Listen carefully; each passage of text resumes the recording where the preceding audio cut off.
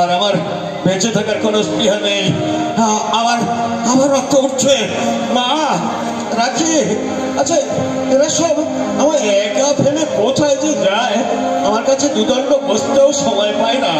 সংসারে কেউ আপন নয়, কেউ নয়, কেউ। এবার মরতে পারলেই আমার সব কষ্ট শেষ হয়। এখনো তোমার কষ্টটা কমলো না অপু? কমে আর কি হবে মা? ওষুধটা মাথার কাছে রেখে যাচ্ছি, টাইমলি খেতে ভুল করিস নে।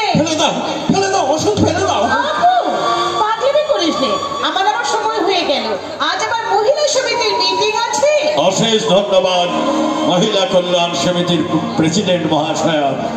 আজকের মিটিং এ বন প্রথার উপরে দু চার কথা বক্তব্য রেখো, কারণ ওটাই এখন দেশের একটা কারেন্ট প্রবলেম। তোমাকে আর আমায় শিখিয়ে দিতে হবে না। এখন যাওয়ার আগে 1000 টাকা দিয়ে যাও, নার্সিং হোমে একটা সিট বুক করতে হবে। আমার কাছে টাকা প্রায় 15,000 টাকার মতো খরচ।